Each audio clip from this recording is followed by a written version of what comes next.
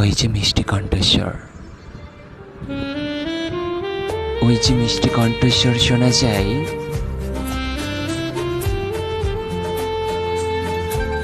সেটা শুধু বহু বছর আগে শুনেছিলাম। আজ না জানি সেই কণ্ঠ বারবার শুনতে ইচ্ছে করছে।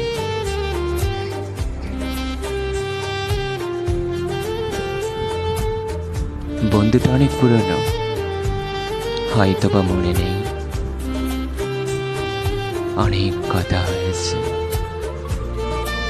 কত রাত পার করেছি গল্প করে। আজ যে অন্য কারো হয়ে গেছে।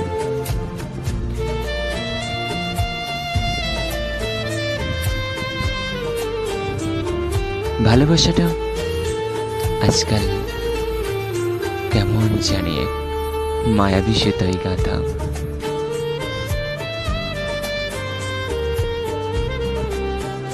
যে যত বেশি মায়া বা মায়াবী হবে, সে তত বেশি আবেগী হবে এবং তত বেশি ভালোবাসা দিতে পারবে। ওই যে মিষ্টি কণ্ঠস্বর শুনেছে,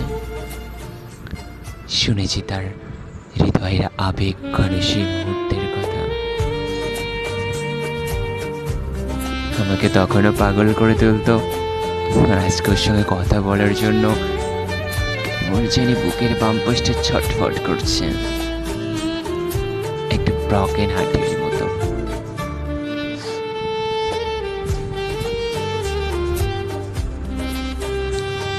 না জানি কেন এমন হচ্ছে, কিছু বুঝতে পারছি না। তবে হ্যাঁ, প্রতিটি বোঝা এবং না বোঝার মাঝে যেটুকু থাকে সেটুকু হলো সুপ্ত ভালোবাসা। তার প্রতি তখনও ছিল, আজও আছে, আর ভবিষ্যতেও থাকবে। এই বন্ধু, আমি তোমাকে বন্ধু হিসেবে আজও তেমনটাই ভালোবাসি। ভুলে যেও না কখনো। ফোন নাম্বার দিতে ভুল করেছ, সমস্যা নেই, কিন্তু তোমার আইডিটা তো আমার কাছে আছে, তোমার সেই স্মৃতি কাহিনীগুলো তো আমার কাছে আছে, ওগুলো নিয়ে আজও বেঁচে আছে। আর তোমার কথা ইয়াদ করি।